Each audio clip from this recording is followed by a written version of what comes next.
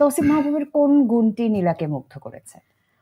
তৌসিফ ভাইয়ার কোন গুণটি? আমার কাছে মনে হয় যে he is very respectful towards everyone, ছোট হোক বড় হোক, মেকআপ আর্টিস্ট হোক বা লাইটম্যান হোক অথবা আমাদের যে ডিরেক্টর, যেই হোক না কেন সবার সাথে উনি একই রকম আচরণ করে, কারোর সাথে জোর গলা দিয়ে কোনো কিছু করে না বা খুবই যে ডিমান্ডিং কিছু সেরকম কিছু না।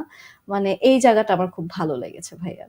আচ্ছা, শুটিং সেটে হয় না যে উনি তো বেশ সিনিয়র, একটা নায়ক নায়ক ভাব, কফিটা এখনই লাগবে, এই সেই, তো এরকম কোনো ব্যাপার ছিল কি?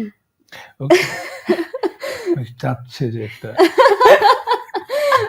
এরকম ব্যাপার আসলে ভাইয়া কখনো করতো না, কিন্তু ভাইয়ার টিমমেটরা আবার খুব প্রোটেক্টিভ তাকে নিয়ে, ভাইয়ার জন্য স্পেশাল সবকিছু করতো, কিন্তু ভাইয়া আবার ব্যালেন্স আউট করতো, আমাকে দিচ্ছিস ওদেরকে দে, ওদের এটা দে, ওদেরকেও দে এটা, তো এই জিনিসটা আসলে সে ব্যালেন্স আউট করে দিয়েছে।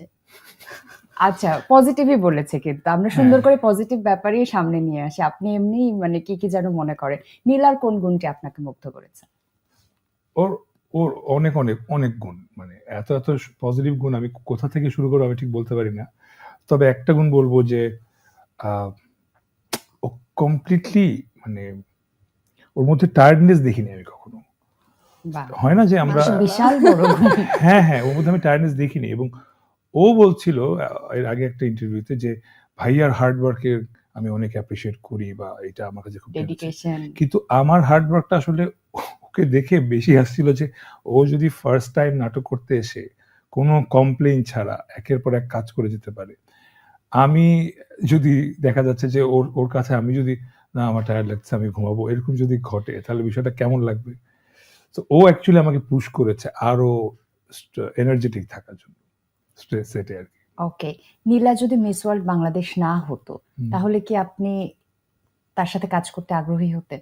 অবশ্যই, ওইটা অবভিয়াসলি তার একটা অনেক বড় অ্যাচিভমেন্ট, যেটা তাকে আজকে নীলা বানাতে হেল্প করেছে। কিন্তু ওটা আসলে কারণ ছিল না যে এই জন্যই আমি ওর সঙ্গে কাজ করব বা এই জন্যই করবো না। ব্যক্তি নীলাটা আসলে যারা চিনবে তারা বুঝবে যে কেন নীলার সঙ্গে কাজ করা উচিত। কেন? কারণ শি ইজ ভেরি অ্যাম্বিশিয়াস, ও অনেক স্বপ্ন দেখে, আর আমি একজন স্বপ্নবাজ মানুষ। তো আমার কাছে মনে হয়েছে যে এই জিনিসটা আমাদের মধ্যে একটা ওয়েভলেন্থ মিলে গেছে।